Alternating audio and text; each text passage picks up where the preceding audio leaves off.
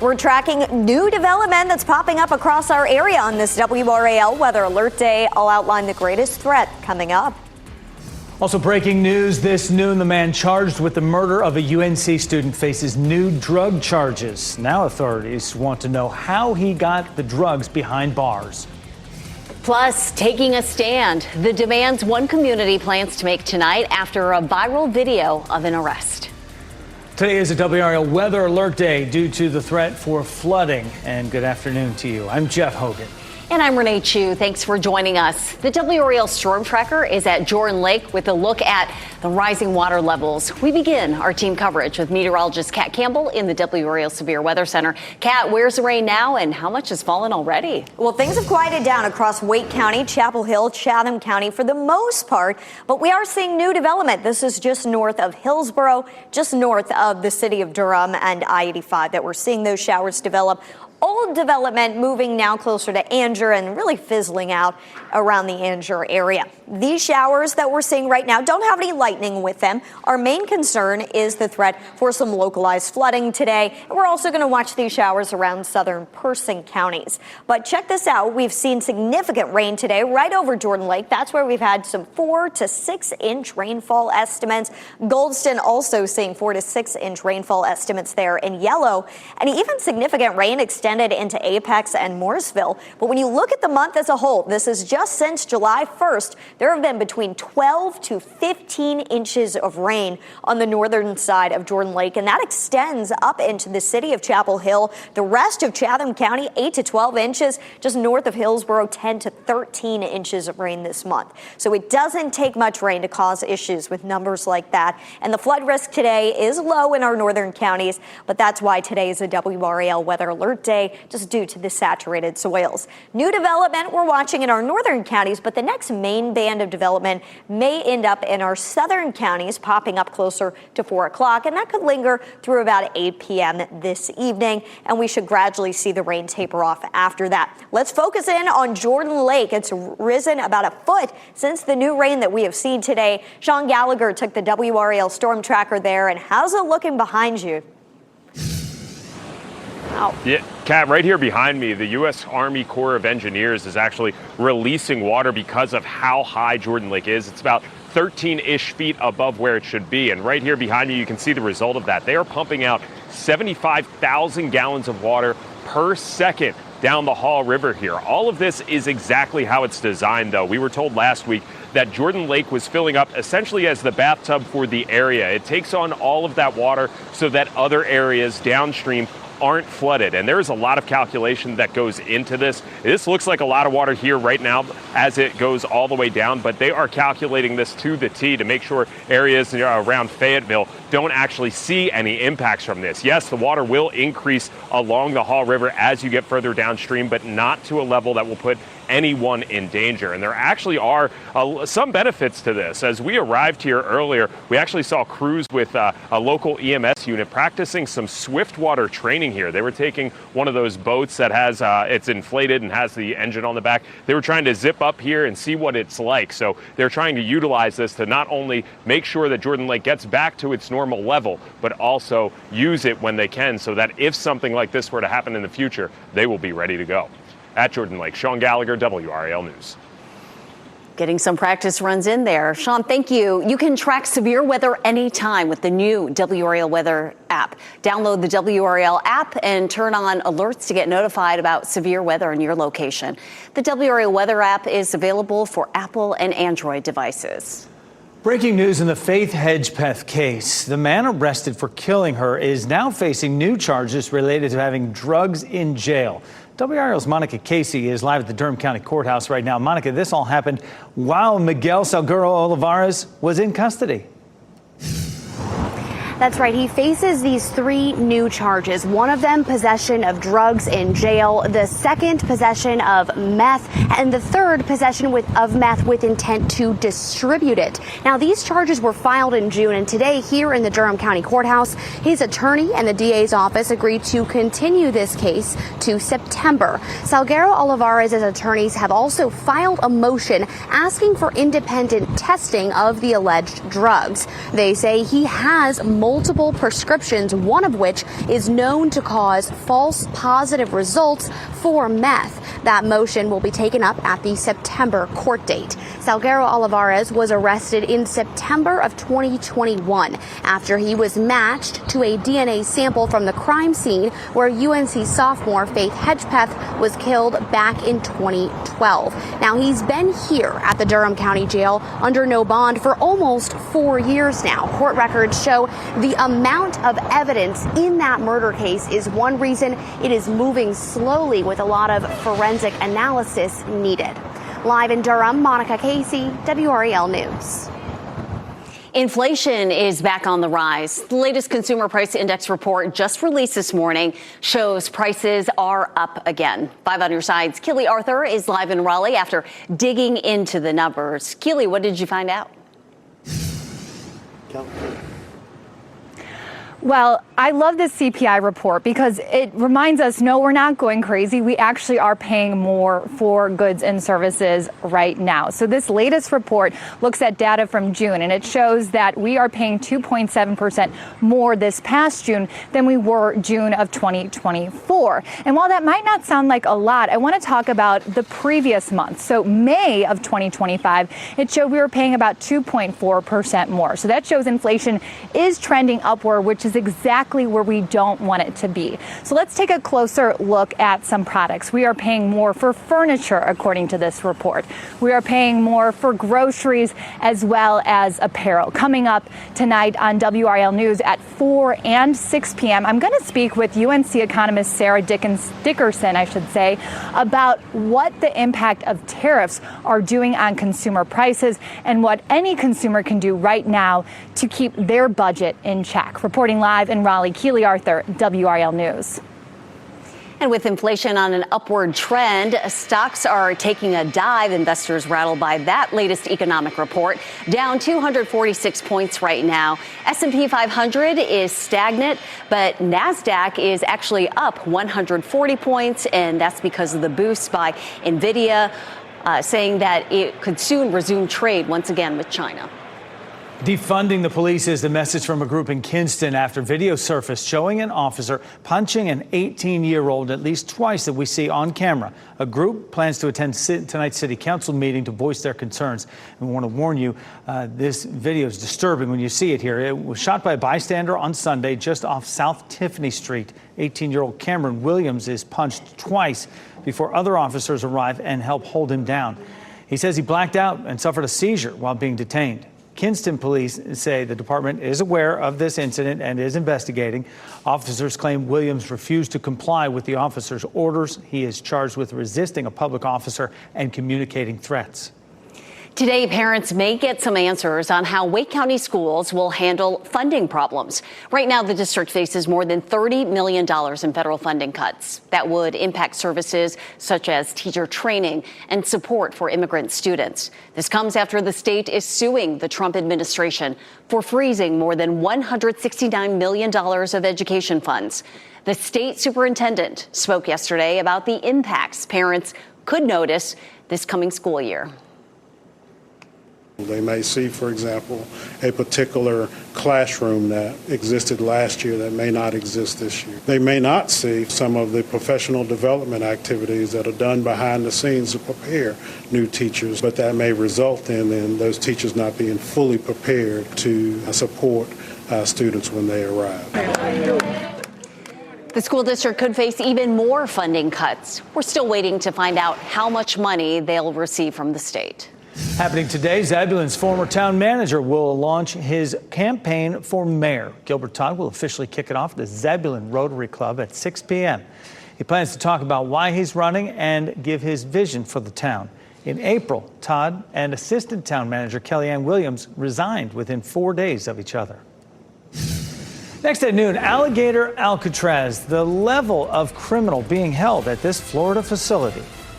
Also, send in the drones, the technology that flies to the rescue when there's a school shooting. Plus, unpaid medical bills, how a judge just made sure they show up on your credit report.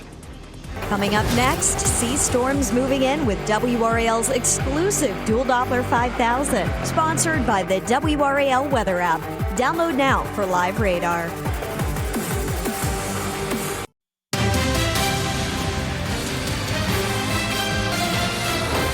There are more questions this noon about exactly who is being held at the controversial Florida detention facility known as Alligator Alcatraz.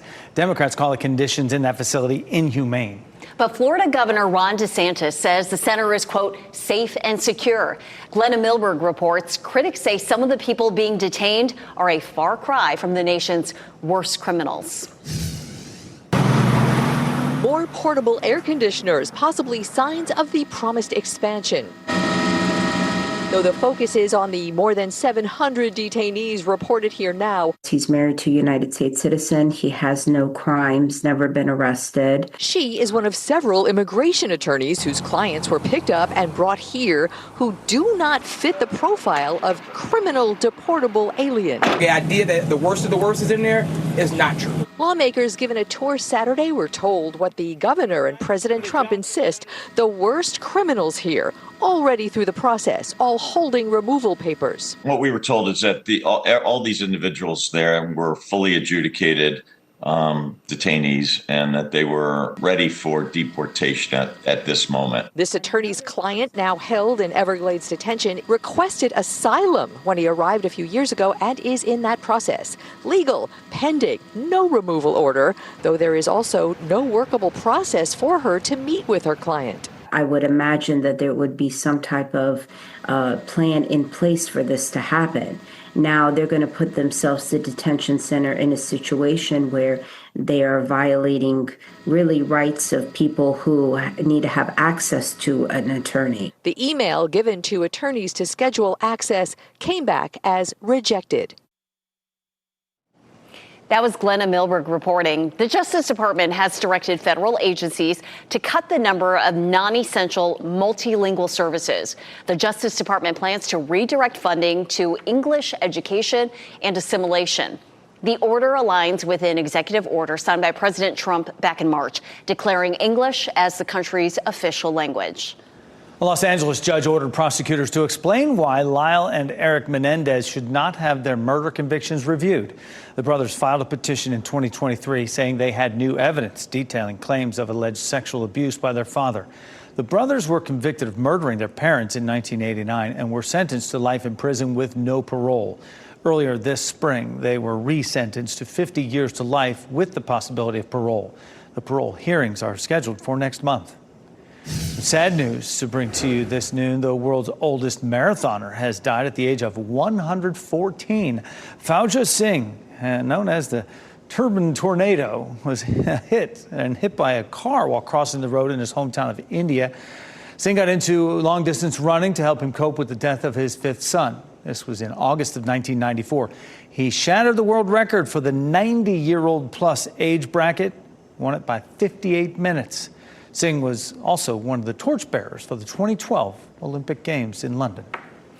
New technology could help stop school shooters in their tracks. Texas-based startup Campus Guardian Angel built drones designed to protect students and help first responders during school shootings. The drones are equipped with cameras, metal tips to shatter glass, and pepper ball guns. The company says the drones can reach a shooter's location within 15 seconds, buying critical time before police arrive.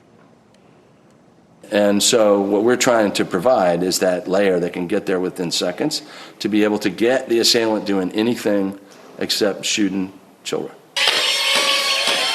The drones can fly up to 100 miles per hour and even crash into a suspect with enough force to knock them down.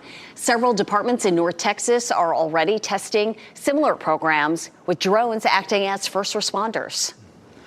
Here's some more shocking video from the New York Police Department showing 4 teens subway surfing through the Bronx. This video, captured by NYPD's drone team, shows a group of boys 12 to 16 years of age riding on top of an express train traveling at a high rate of speed. The train stopped at a nearby station and officers took the 4 into custody. The department released the video to show the dangers of this activity. Officers say they've stopped 200 people from subway surfing since the operation began in November of 2023. I thought that was reserved for movies only. No, I've never seen. Please do not copy them. And they may have been doing it for social media or something, right? Trying to get that on video. They got on drone video. That's for sure. Well, we had plenty of downpours this morning. We're getting a little break from the rain, but more rain could be on the way. Meteorologist Kat Campbell in the WRAL Severe Weather Center. Right now, Apex looks dry. Yes, and this area had over an inch of rain in parts of Apex earlier this morning. It has been a very, very wet July for many of us out there. A little break in the rain right now across Wake County. No showers around Raleigh, but we do have some development that we're watching, mainly in our northern counties. Just a shower that's dissipating over Anger to the south. So let's focus in on the north. Just south of Roxborough, we do have some rain falling all the way up toward northern Durham County. As we head to the east, we've got some rain starting to move away from Lewisburg now, and we do have some showers up by Lake Gaston that we're watching. No lightning at the moment, but you see that red right there? That's pretty heavy rain that's going to be falling over Lake Gaston over the next hour or so. The big issue here, these storms are slow movers. They don't have a lot of upper level wind to push them along, and that's the flooding risk again today. I know we sound like a broken record, but check out this map. The percent of rainfall over the past 30 days. See all the blue on the map here? That's 200% of normal. And as you get into Orange County, Chatham County, right around Chapel Hill, and even up into here where it's blank, that's about 300% of normal rainfall for the past month. These numbers are incredible. Even for the summer months around here, we do see flash flooding a lot in the summer months, but it's usually a spot or two. It's been pretty widespread for us lately. And over the last 24 hours, Chatham County, right over Jordan Lake, got hit the hardest over toward Goldston in the southern part of the county. And of course, western Wake County also saw some pretty heavy rain for Morrisville and Apex. As we move ahead this afternoon, Futurecast doesn't do a great job with the location of storms during the summer months, but you can kind of get a better idea of the coverage of storms. And I do think we're going to see another uptick this evening, probably closer to about 4 o'clock, and that'll linger through dinner time and then gradually fade once we get past sunset tonight. Things should quiet down for us as we head into the overnight hours again.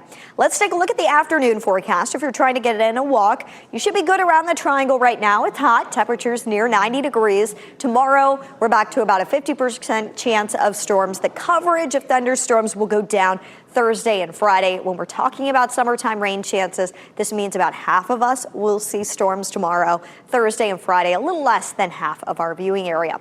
We got to talk tropics. I am shocked that this only has a 40% chance of developing. We are already seeing pretty hefty development on satellite imagery. I would not be shocked if this becomes Dexter. It is going to slowly meander to the west and would likely have pretty minimal impact on us here in North Carolina. It wouldn't be a direct impact, but we could see a little bit of moisture. I'll talk more about that coming up in the next half hour. Today remains a WRAL weather alert day due to the flood risk. Once we get to tomorrow, we're back to scattered summertime storms. And then by the end of the week, the bigger heat builds back in. Highs in the mid-90s, lows only in the upper 70s. That's when you know it's about as muggy as it gets in the summer here in North Carolina. And happening right now in the WRAL Live Center, the nominees for the 2025 Emmy Awards were just announced. This ahead of the 77th annual award show. Severance topped the nominations with 27. The studio leads comedy nominees with 23. And other shows that are nominated: The White Lotus, The Diplomat, The Bear, Abbott Elementary, and Black Mirror. Couple actors on the list that were nominated: Pedro Pascal, Sterling K. Brown, Adam Scott. Actresses: Kathy Bates, Kerry Russell, Quinta Brunson, Kristen Bell. The Emmys are on Sunday, September 14th. Thanks, Michelle. How about this? Sweet and unique, but pasta purists, you might want to look away. We'll share the origin of this viral recipe. Draw 4, one of America's favorite card games, coming to Sin City. But there's a catch. Isn't there always a catch? The story later at noon. Uno.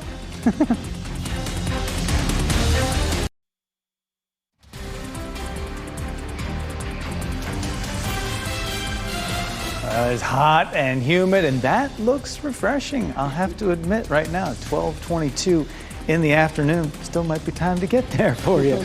It is pushing mid to upper 80s all around our viewing area right now, but that could be a good breeze coming off the water right there. But you know it's hot as you watch live and Check out WRAL News, available on Spectrum and the WRAL app on your TV or streaming device.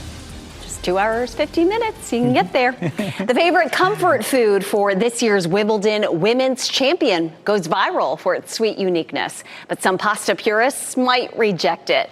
After Iga Świątek's third-round win over Danielle Collins, the 24-year-old Polish player described her favorite childhood meal: pasta with strawberries. It's a dish unique to Poland that combines pasta, strawberries, sugar, and yogurt. A chef describes the origin of the recipe. They will mix it because kids don't like meat and don't like eat vegetables. So they think they will mix pasta with strawberries. They put some sugar in it, and that works. So today we're asking, would you substitute tomato-based pasta sauce for this viral recipe? Share your voice right now by scanning the QR code on your screen or head to WRAL.com/yourvoice. We will share the results before the end of this newscast. I don't know about replacing, but I would certainly try it. Sugar, strawberries, and then just pasta. And strawberries and cream, that is a Wimbledon thing, right? I mean, that's what they do in England. But she's Polish, so where does she get that? She's just throwing it all together. I don't know. It's a Polish thing, apparently. Works for her, right? More young people.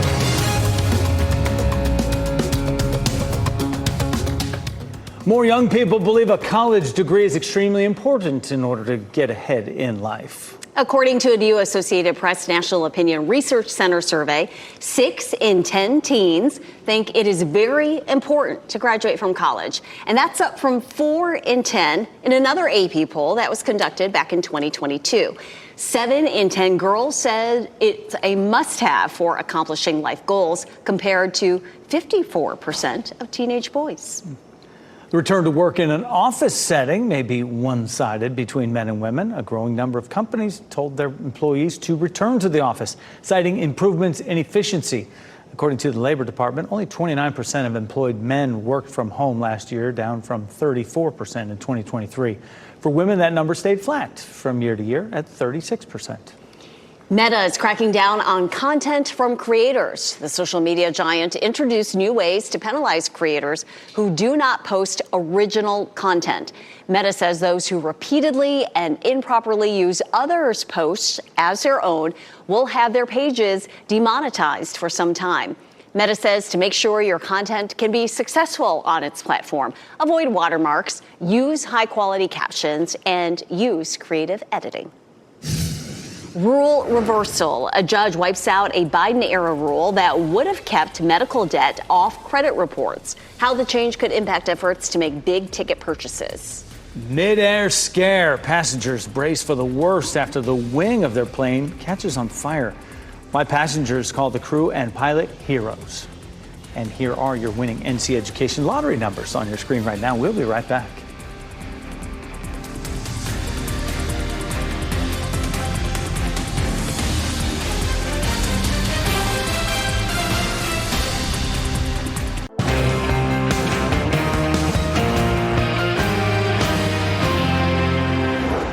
The risk for flooding means it's another WRAL weather alert day. Already, we've had flooding in parts of the viewing area. We have live team coverage for you this noon, but we begin in the WRAL Severe Weather Center right now with Kat Campbell. How long could this pattern last, Kat? We're going to be stuck in this scattered storm pattern for the rest of the week. Today, the particular threat is localized flooding. The storms that have developed don't really have anything to push them along. We don't have a strong jet stream pattern, so they're just sitting and dumping a lot of rain.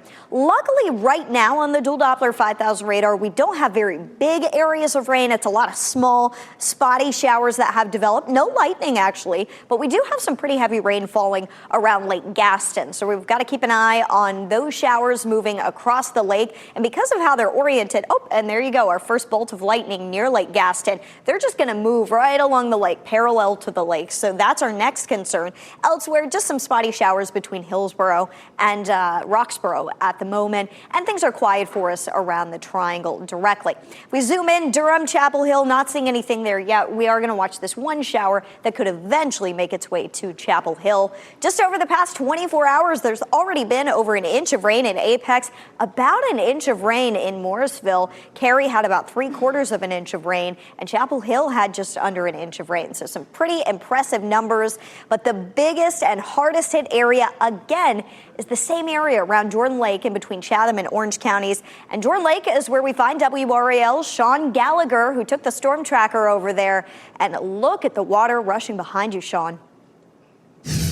Yeah, Kat, compared to 30 minutes ago, the U.S. Army Corps of Engineers tells me they actually have increased the amount of water that they are pumping out here at Jordan Lake's dam. They said that they increased it from about 10,000 cubic feet per second to just over 12,000. That's the equivalent of 93,000 gallons of water coming out here every single second. So if you start counting right now and count to 7, that's an Olympic-sized swimming pool that got filled up. But all of this is by design. It may seem like a lot of water, and people may be concerned for the people that are downstream, but the Army Corps of Engineers tells me they do this very precisely, and they hold that water in Jordan Lake to try to ensure that areas downstream don't actually have as much impact by the flooding. Whatever water they are putting down there is something that the areas further south, like towards Fayetteville, can handle. Now, within the last half hour while we've been here, there was actually a park ranger that came up and sounded an alarm to let everyone here know that they were going to be increasing the amount of water that they were going to be sending downstream. That's why you might see some people who are fishing here. They actually have moved up a little bit, everything being done very safe. But as you can see, you do not want to be on this water. We saw emergency crews that were here training, doing swift water training here. But since they've increased it, they've been gone for almost an hour at this point. This water, the way that it's coming down, just too dangerous to be on at this point. At Jordan Lake, Sean Gallagher, WRAL News. That is certainly an impressive sight. You couldn't be where you were just a half hour ago without getting swept away. Sean, thanks.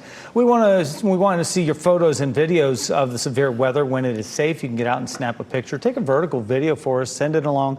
WRAL.com/report it, and we may use it on TV or on our digital platforms. Unpaid medical bills will remain on people's credit reports. That's after a federal judge vacated a rule which would have removed that kind of debt from your score. WRAL's Ken Smith is here now with a look at the reason behind the judge's decision, as well as reaction to it. Ken. Renee, the Biden administration created that Consumer Financial Protection Bureau rule, but a Texas U.S. district judge says it exceeded the Bureau's authority under the Fair Credit Reporting Act. The CFPB rule would have removed nearly $50 billion in medical bills from credit reports of 15 million people.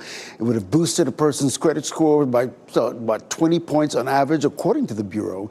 The Consumer Data Industry Association, one of the plaintiffs in the case, applauded the court's action. The group said if the rule was left in place, lenders might not have an accurate picture with which to make lending decisions. But advocacy groups like the Consumer Federation of America criticized the judge's ruling sharply. This is really a shame. This is something that would have made a difference for millions of people. There's really no reason why someone shouldn't be able to qualify for a loan or rent an apartment just because they got sick. The Consumer Financial Protection Bureau found medical debt on credit reports is not a good predictor of a person's ability to pay other loans. Now, we'll also be talking with the president and CEO of the Consumer Data Industry Association this afternoon about why his group filed the lawsuit. Look for his reaction in our report starting at 5. Ken, thanks. The Pentagon and Elon Musk agreed on a $200 billion contract to use his artificial intelligence chatbot known as Grok. The chatbot offers unfiltered answers. It's known for handling tasks such as coding and visual processing, and you can get it through the X platform. The announcement comes just days after Grok was criticized for praising Adolf Hitler. Musk says Grok was manipulated into making anti-Semitic comments.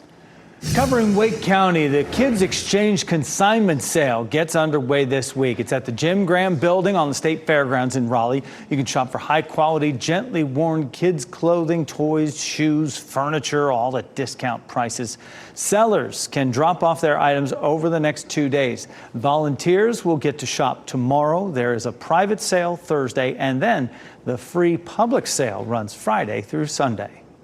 The State Department of Transportation is making sure drivers stay safe. The NCDOT added new monitors along I-40 in the western part of the state, right near the Tennessee line, to pick up any real-time readings on any earth movement.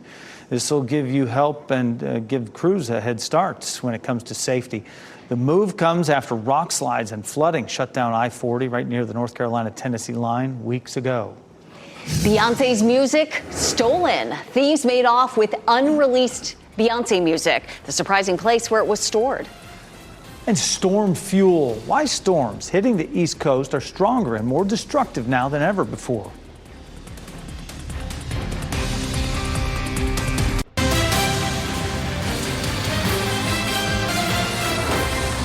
Atlanta police say they have an arrest warrant for the person they believe stole unreleased music and other items during Beyonce's Cowboy Carter stop. Items such as unreleased footage, show plans, and concert set lists were taken from a car rented by the singer's choreographer and a dancer. The men also say laptops and luxury items were stolen just days before the 4-day concert stop. The next leg of Beyonce's tour takes her to Las Vegas on July 25th. Tonight, history will be made during Major League Baseball's All-Star Game. It's the first time the league will use the automated ball strike system. The automated technology allows teams to challenge balls and strikes. It's been used in the minor leagues and during spring training, but never before at a major league park. Each team starts the game with 2 challenges. If you challenge and you get it right, you get to keep the challenge. Only the pitcher, catcher, or hitter can challenge a call. Tonight's test comes less than 24 hours after North Carolina native Cal Raleigh captured MLB's Home Run Derby title. It's the first time a catcher has won this crown. Raleigh is the catcher for the Seattle Mariners. They defeated the Tampa Bay Rays third baseman Junior Caminero in the final round. Cal Raleigh is from North Carolina. How about this? He's a Major League Baseball leader right now. 38 home runs for him. Las Vegas welcomes a popular card game this weekend. Mattel is opening the first ever Uno Social Club on Friday at the Palms Casino Resort. So the club features Uno-inspired games, themed rooms, and immersive experiences. But don't get too excited because guests will not be able to wager real money on games. Mattel says it plans to open more Uno Social Clubs across the country this year. Hoard those draw 4 cards, I tell you. Right. Renee's dangerous at that game. Demanding action. 4 people are recovering after a small plane crash in a Florida neighborhood, and homeowners say this is the latest in a string of accidents there. Stronger than ever, a new study says the East Coast will experience more intense storms. What scientists say is behind the shift.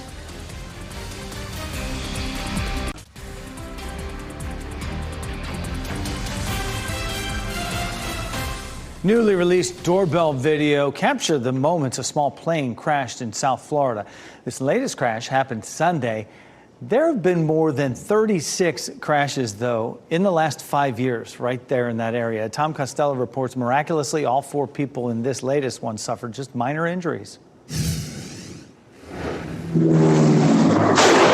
The doorbell camera caught it all. What sounded like a massive truck crash right outside was instead a small Cessna Skymaster plane slamming into a large tree.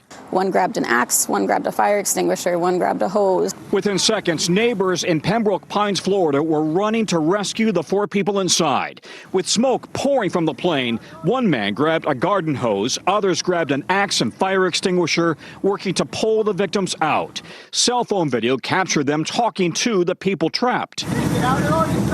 Meanwhile, other pilots overhead notified air traffic control. Yeah, there is a downed aircraft here. Looks like short final 2A left. It sounded like a semi-truck flipping over with a large amount of rocks. FlightAware shows the plane had come from the Turks and Caicos Islands to the North Perry Airport in Broward County.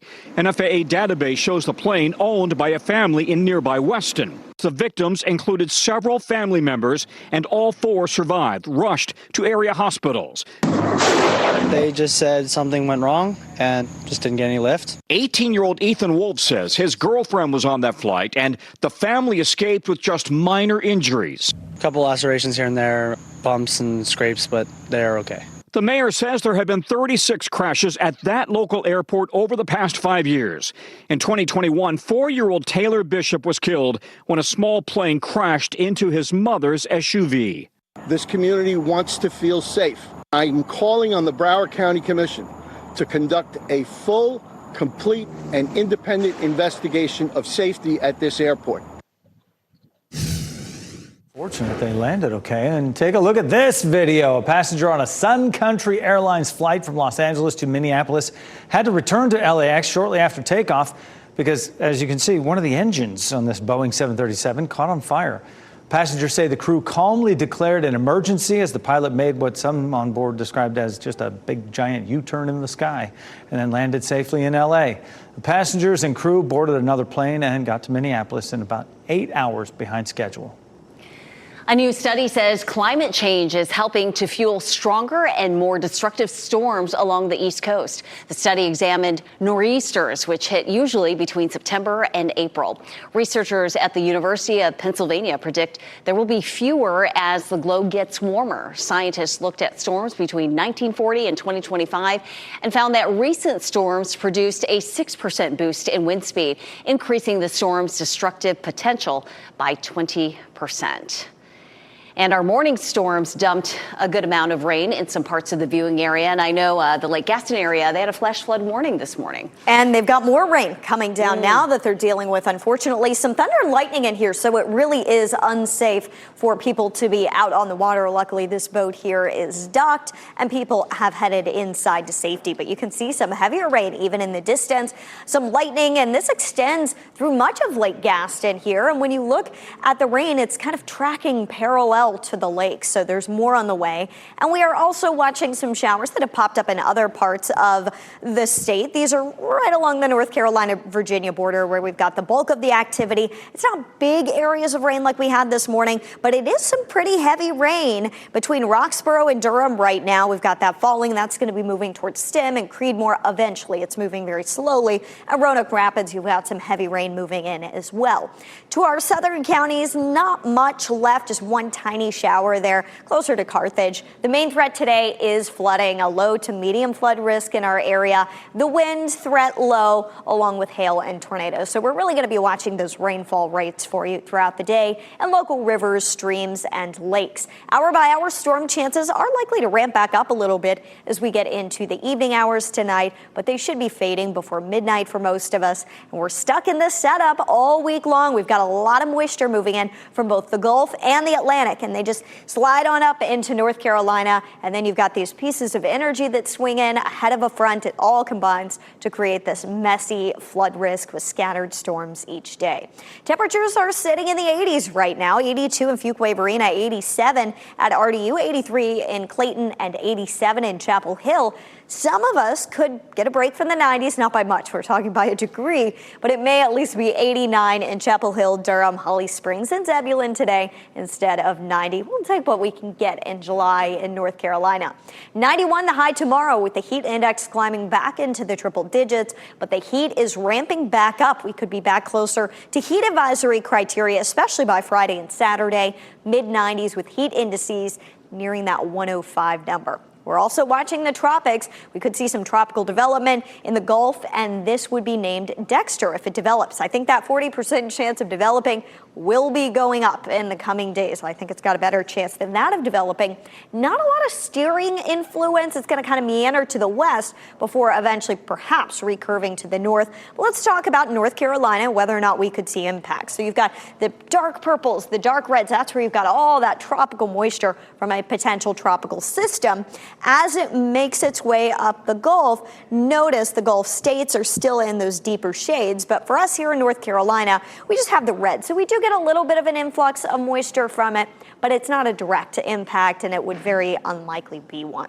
Today is a WRAL weather alert day due to the flood potential. Once we get to the end of the week, the heat ramps up. Scattered storm chances stick around every single day on our 7-day forecast. Jeff and Renee. Thanks, Kat. Mission accomplished. A 3-week mission to space comes to a splashdown ending. What's next for the Space Axiom crew? And here are your winning Powerball numbers. We have 8, 12, 45, 46, and 63. Powerball is 24. The multiplier is 2.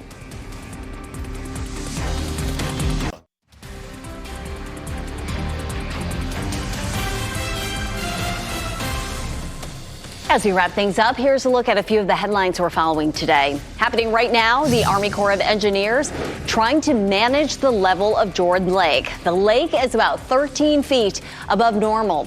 Engineers are releasing that excess downstream. Now, in the last hour, they increased the rate to nearly 94,000 gallons of water per second.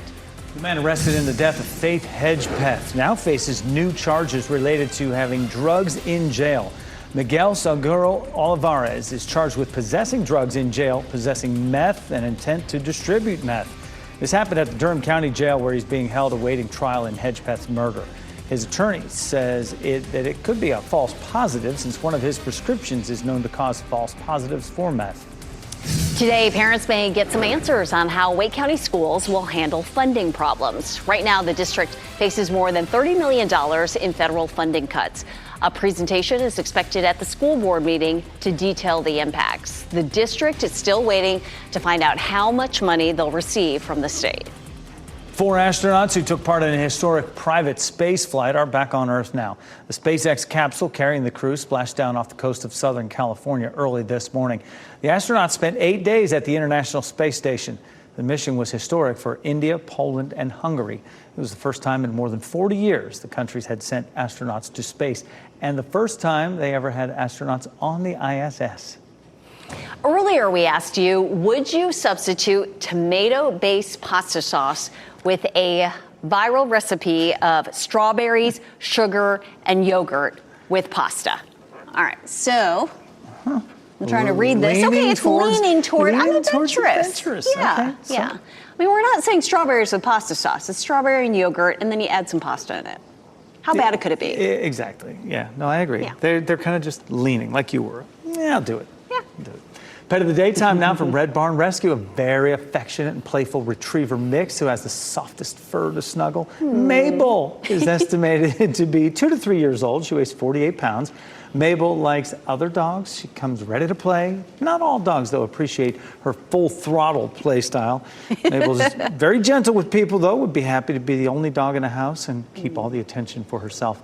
She would also do best in a home without cats. You can apply at redbarnrescue.com to meet Mabel. That picture, you can't help but smile. They're smiling at you, Mabel. Cute. Canceled chemical project. The EPA cancels a research project that looked at new ways to detect forever chemicals in the air surrounding Chemours Fayetteville Works plant. How it could jeopardize the data already collected. That's a story we're working on for WRAL News at 4.